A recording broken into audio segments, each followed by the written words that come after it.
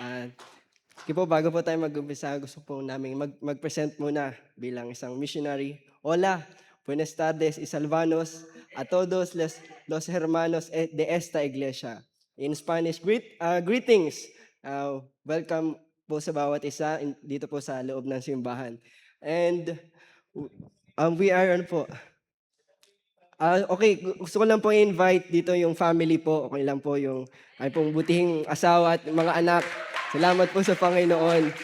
They are truly blessing sa ministry. Amen? Okay. And, yan.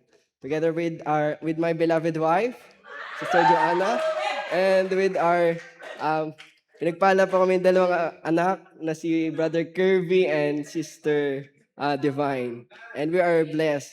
And we praise God po sa pagpapala po ng Panginoon. And we want to share po ang aming pong burden dito po sa bansang Peru. Diba? It was located po western side ng South Africa. Siguro hindi niyo pa po familiar o narinig ang bansang ito. Pero one of the burdens po ng bansang ito, isa po ng ating ABC President, Pastor Paul Byers, na magkaroon ng Filipino missionary.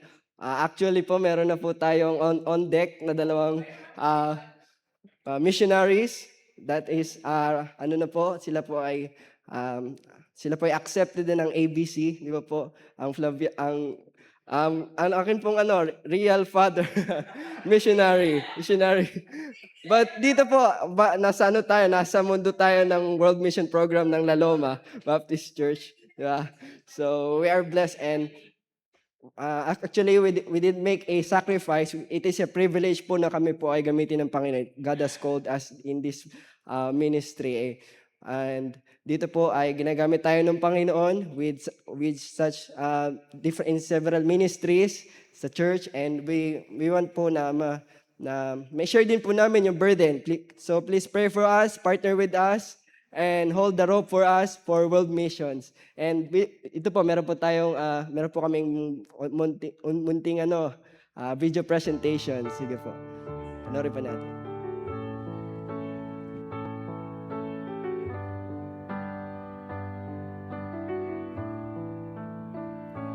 God was working on my heart.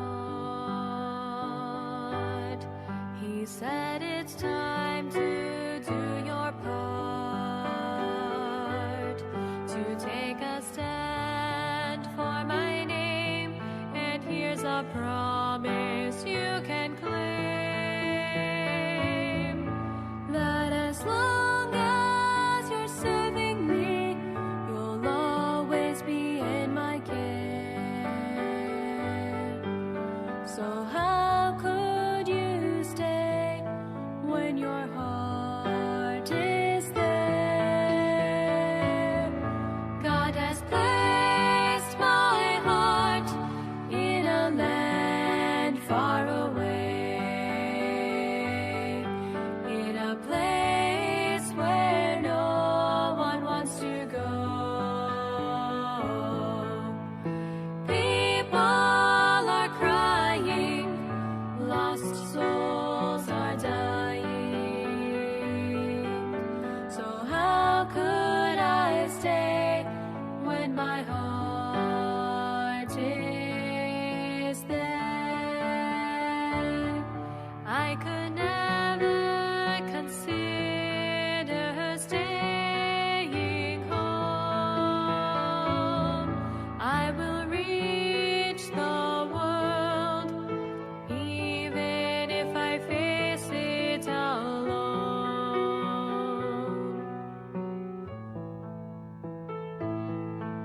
So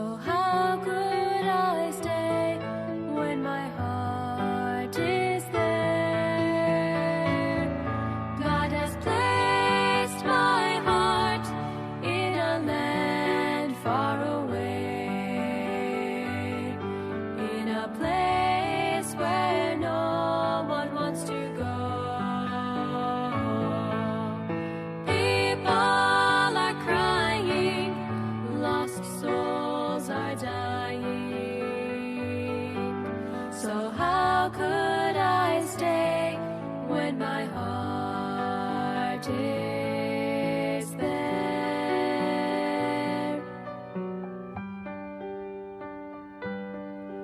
When my heart is there.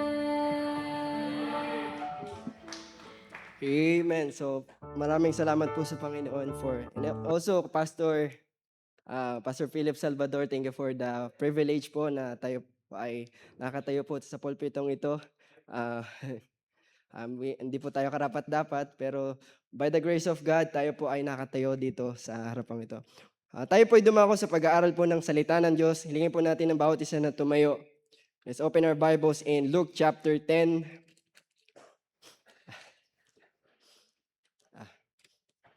Luke chapter 10, verse 38 to 42.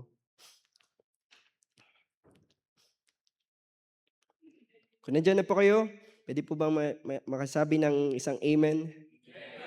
Basahin po natin ang verse 38 to 42 ng sabay-sabay. Verse 38, ready now, read.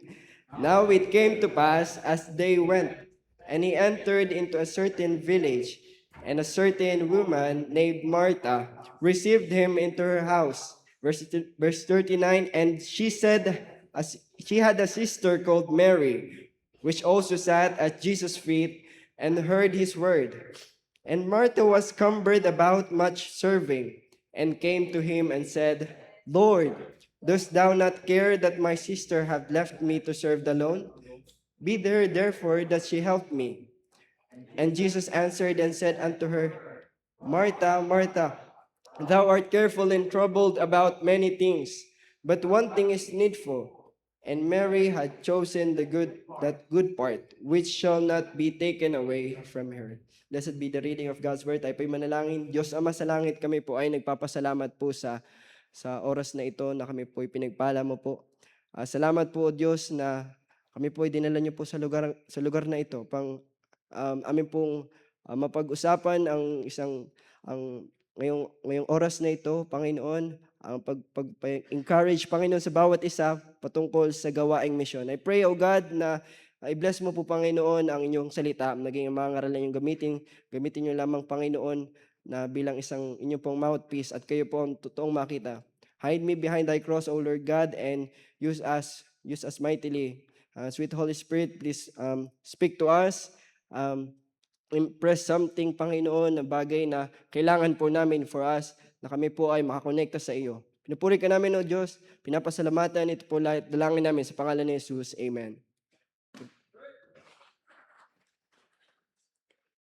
Now, siguro po sa kalimitan na pag-usapan natin patungkol sa tema pagdating sa misyon ay karamihan ay patungkol sa mga bagay na going, giving, or praying, di ba? Pero ang isa pong inimpress sa ating pong pastor na tema ay patungkol sa pagkonekta natin sa Panginoon. Isang bagay na mahalaga na mabigyan natin ng pansin ay yung ating relasyon. Ang pinaka simple, di ba? Kumbaga, bumabalik tayo kung ano yung basic, kung ano yung pinaka simpleng paraan na ginagawa natin or part ng ating Christian life na kailangan nating pagtuon ng pansin, di ba po? Pero dito po sa ating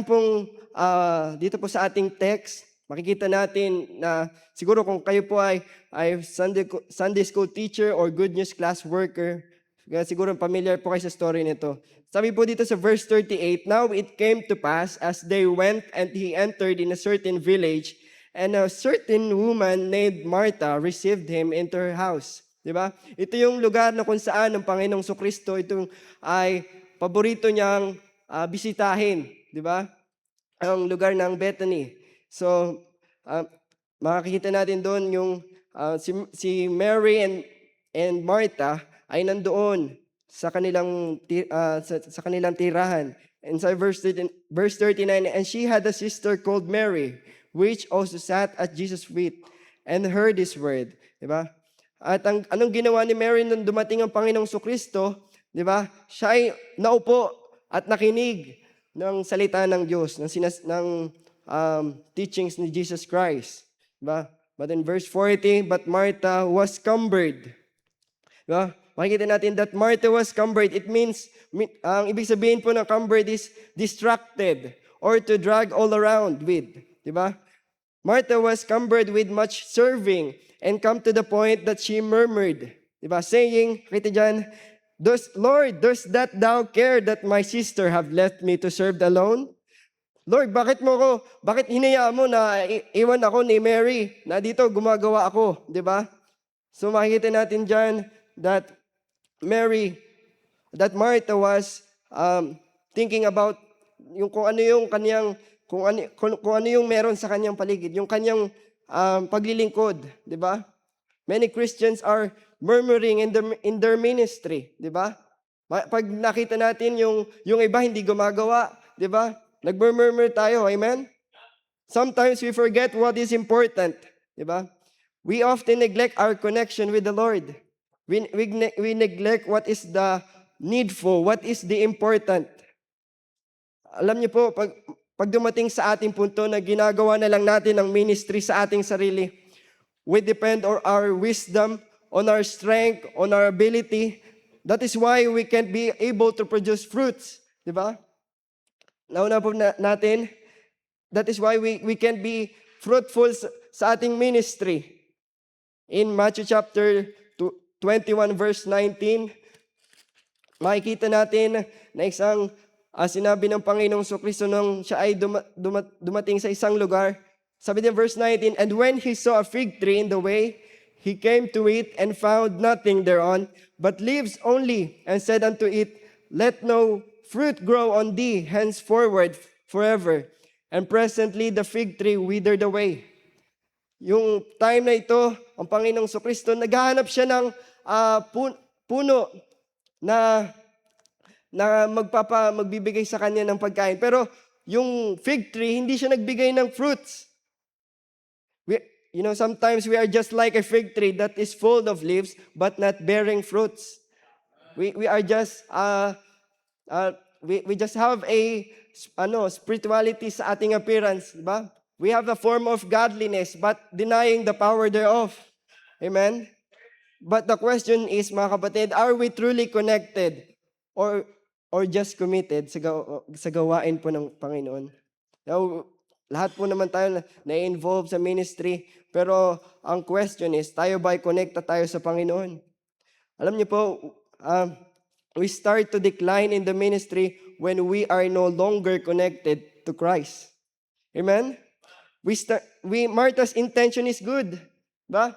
Ang intention ni Martha, of course, God needs some Marthas, di ba po? Sa ministry. God needs some Marthas, but one thing she misses is needful. Yung kailangan yung kanyang na-miss, mga kapatid.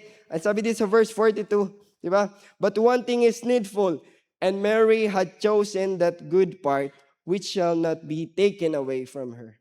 Isang bagay na natagpuan ni Mary ay yung connection niya at yung relasyon niya sa Panginoon. So, ano ba yung mga bagay na magkokonekta sa Panginoon? Ano ba yung one thing that is needful? So, ang title po ng message po natin ngayong hapong ito ay one thing is needful. What is that needful thing na kailangan nating bigyang pansin? Number 1 is our connection through adherence to the Word of God. I use the word adherence po.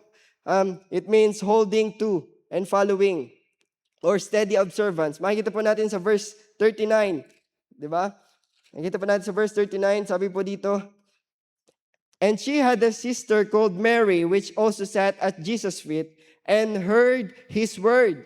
Diba? Mary heard His word. Mahalaga po mga kapatid yung ating pakikinig ng salita ng Diyos. Yung ating pong pagbibigay ng atensyon sa salita ng Diyos. Buksan po natin ang ating Bible sa Nehemiah chapter 8. Nehemiah chapter 8, verse 4 to 8. I-rely lang po natin yung ating pong puntos po dito. Nehemiah chapter 8, verse 4, sabi dito, and Ezra the scribe stood upon the pulpit of wood which they had made for a purpose, and beside him stood Matthiah, and Shema, and Ananiah, and Uriah, and Hilkiah, and Maaseiah on his right hand, and on his left hand Pedaiah, and Mishael, and Melchiah, and Hashum, and Hashbanana, Zechariah, and Mashulam. And verse 5, and Ezra opened the book in the sight of all people, for he was above all the people. And when he opened it, all the people stood up. Verse 6, so they read in the book in the law of God distinctively, and gave the sense, and caused them to understand the reading. Verse 7, meron pa po ba? So makikita natin dyan na hindi yung time ng mga Israelites, sila po ay naalis na sa captivity, and ito nagbigay ng revival sa kanila, ang salita ng Diyos. Alam niyo po, makikita niyo diyan na sabi dito na they read, di ba? And gave the sense, di ba? Nagbigay ito ng kanilang ng buhay sa kanila na kailangan nilang bumalik sa Panginoon dahil sa kanilang pakikinig ng salita ng Diyos. Kaya nga mga kapatid, kung hindi tayo nakikinig ng salita ng Diyos, di ba? Mahirap na tayo ay tayo makakonekta sa Panginoon. Amen? Kung tayo may ministry, tayo naglilingkod sa Panginoon, pero hindi natin nabibigyan time na tayo po ay makinig ng salita ng Diyos. Diba? Namimiss natin yung important thing. Diba? So sabi ng Bible sa John chapter 15 verse 7, if ye abide in me and my words abide in you, ye shall ask what ye will, and it shall be done unto you. Diba? Sabi sa John chapter 14 verse 21, diba? Sabi dito, he that hath my commandments and keepeth them, he it is that loveth me, and he that loveth me shall be loved of my Father, and I will manifest myself to us. God will manifest Himself through His Word. Mga kapatid, ang Diyos, ipapakita niya kanyang sarili sa pamamagitan ng kanyang salita. Hindi natin makikita ang Panginoon kung hindi natin babasahin ang kanyang salita. Kung hindi natin pakikinggan ang kanyang salita. Sabi nga sa verse 23, and Jesus answered and said unto him, if any man loved me, he will keep my words, and my Father will love him, and we will come unto him and make our abode with him. Ito yung ating connection. Ito yung ating connection sa Panginoon, ang salita ng Diyos. Amen?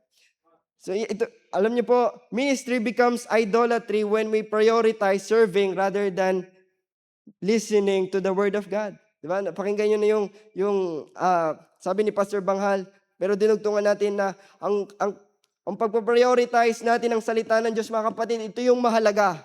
Ito yung importante. Sabi ng Luke 11 verse 28, but he said, yea, rather, blessed are they that hear the word of God and keep it. Amen?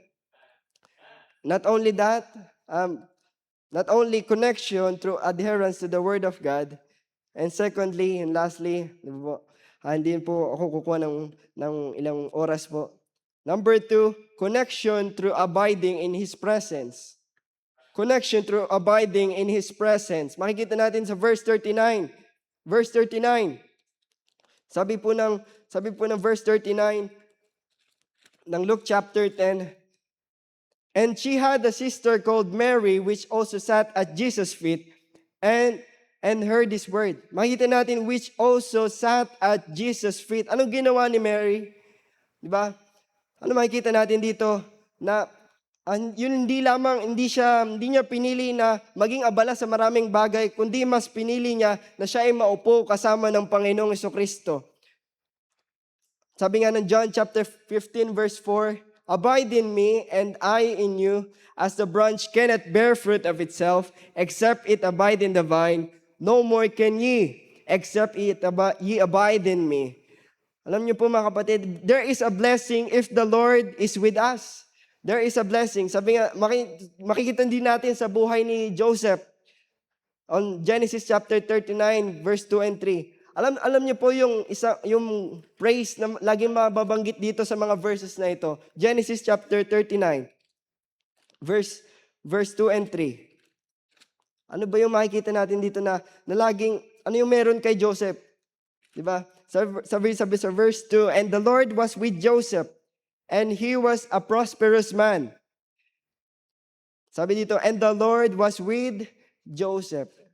Yung presence ng Diyos, makikita natin, yung sabi din sa verse 3, makikita din natin, and his master saw that the Lord was with him, and that the Lord made all that he did to prosper in his hand. Yung pagpo-prosper ng Panginoon, dahil ang Panginoon ay kasama niya. Alam niyo po sa gawain ng Diyos, even in our mission, in our Great Commission na binigay sa atin ng Panginoon, ay ipaprosper ito ng Panginoon, mga kapatid, kung tayo po ay kasama natin ang Diyos sa ating pong buhay. There is a blessing. Meron pong pagpapala ang Diyos kapag kasama natin siya. Kahit sa dumadating tayo sa pagsubok sa buhay, kahirapan sa ministry, di ba? Nasa problems tayo ng buhay. Kahit nga dito, makikita natin sa verse 23, na kahit si Joseph ay nasa prison, ay kasama niya pa rin ang Panginoon. Because the Lord was with him, and that which he did, the Lord made it to prosper. Now, do you want, mga kapatid, ang blessing ba ng Panginoon? Gusto niyo ba, pinapanalangin pa ba natin yung presence niya? Nag-a-ask pa ba tayo, mga kapatid? Sana ito yung i-desire natin. Even in our prayer, we can invite the Lord's presence in us. Sabi po ng Psalms chapter 145 verse 18, the Lord is nigh unto all them that fear him. He also will hear their cry and will save them.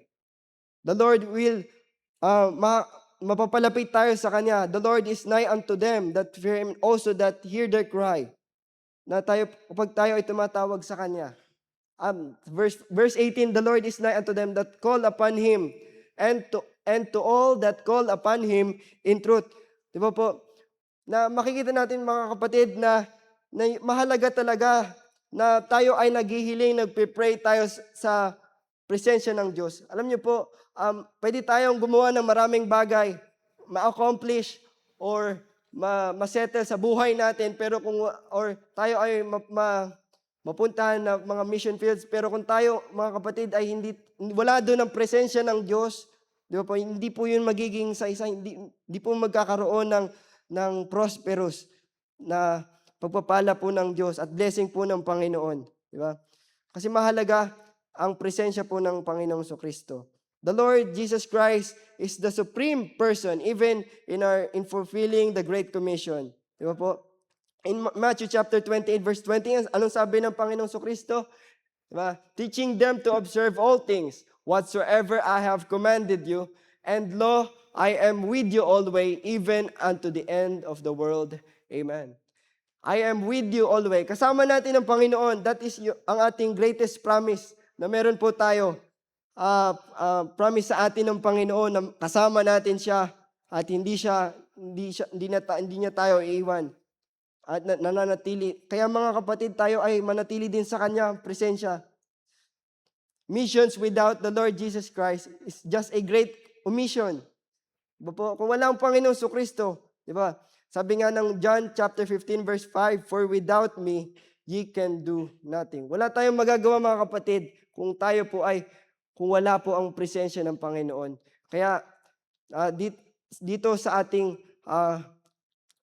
ministry, sa ating Christian life, sa ating buhay bilang isang mananampalataya, mahalaga na tayo po ay magbigay pansin sa salita ng Diyos, una-una sa ating pong pagbibigay ng pahalaga, reverence, adherence to the Word of God, and also sa pananatili natin sa Kanyang presence. Mga kapatid, ang mahalaga tong bagay na ito. Alam niyo po, ano ba yung bagay na makikita natin dito kay Mary? Na sabi nga dito, which shall not be taken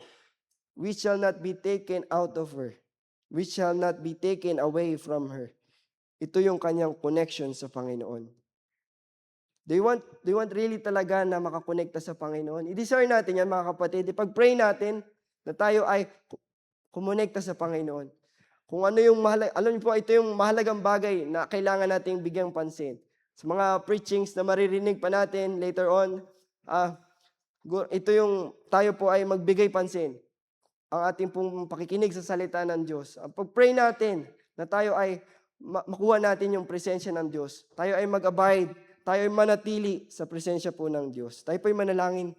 Diyos Ama, salamat po sa inyo pong salita na inyo pong binigay sa amin. Salamat, Panginoon, na ang inyong pong presensya, inyong pong salita, Panginoon, ang ang aming pong kailangan upang kami po ay makakonekta sa inyo. Tulungan mo po ang bawat isa na magawa po namin kami po ay makapanatili sa iyo. Kami po ay makakonekta sa iyo. I-bless mo, Panginoon, ang inyong pong salita ngayong oras na ito. Ito po ang dalangin namin, Ama, sa pangalan ni Jesus. Amen. Sir Salvador, ito po.